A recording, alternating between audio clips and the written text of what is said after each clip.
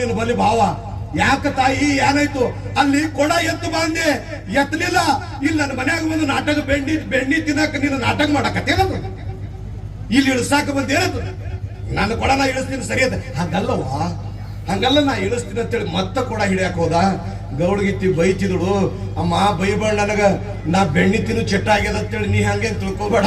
ಜಗತ್ತಿನೇ ಬೆಣ್ಣಿ ಕುಡುದು ಜಗತ್ ತುಂಬ್ಯದು ನನಗ. ನೀ ಹೆಂಗೆ ತಿಳ್ಕೊಳಕ್ ಹೋಗ್ಬೇಡ. ನಿನಗೊಂದು ಮಾತು ಹೇಳ್ತೀನಿ ಕೇಳು.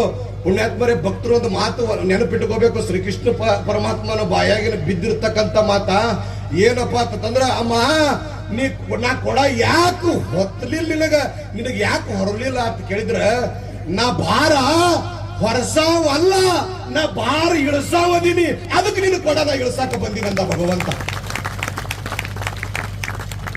ಚೇಚೆ ಭಗವಂತ, ಚೇಚೆ ಕೃಷ್ಣ, ಹೆಚ್ಚಿನವಪ್ಪ ನಿನ್ನ ಆಟ ಆಗಾದವಲ್ಲ ನಿಂದು, ನೀ ಹೆಚ್ಚಿನವ ದಕ್ಕದಿಸಿ ಕಾಲಿಗೆ ಬಿದ್ದಳಂತ.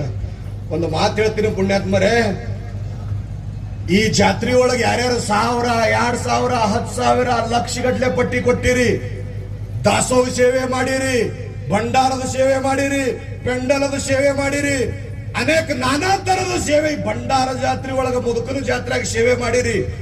ಒಂದು ಮಾತು ಹೇಳ್ತೀನಿ, ಸ್ಟೇಜ್ ಮೇಲೆ ಮುತ್ಯಾನ ಪವಳ್ಯಾಗ ನಿಂತು ನಿಮ್ಮದು ಎಷ್ಟಕ್ಕೆ ಭಾರ ಇಲ್ಲ, ಇಳಿಸಾಕ ಮುಂದಿನ ವರ್ಷ ಡೇಟ್ ಹಚ್ಕೋರಿ.